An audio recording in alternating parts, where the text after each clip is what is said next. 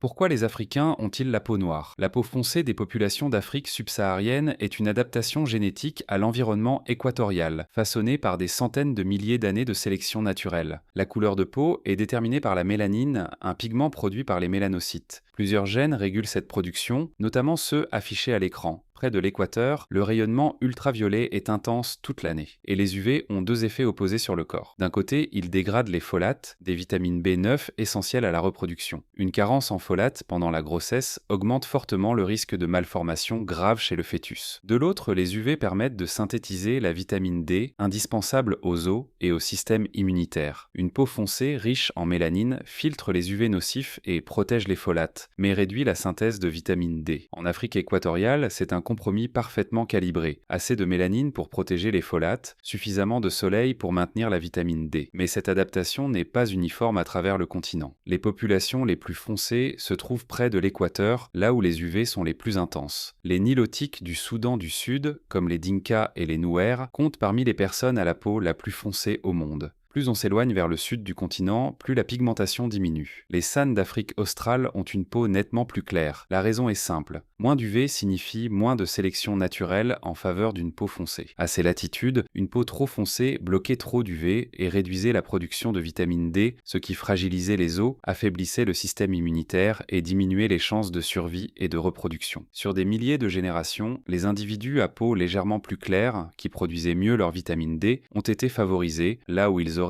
été éliminés près de l'équateur. Cette adaptation a un revers. Quand des populations subsahariennes vivent sous des latitudes peu ensoleillées, comme en Europe du Nord, leur peau filtre trop d'UV pour produire suffisamment de vitamine D. Les populations d'origine subsaharienne en Europe présentent des taux de carence en vitamine D nettement plus élevés que les populations d'origine, avec des conséquences sur la santé osseuse et le système immunitaire. Une peau parfaitement adaptée à Kinshasa devient un désavantage à Stockholm ou Paris. Au final, la peau foncée n'est pas un hasard. C'est une réponse précise de la sélection naturelle à l'environnement, et qui continue d'avoir des conséquences mesurables aujourd'hui.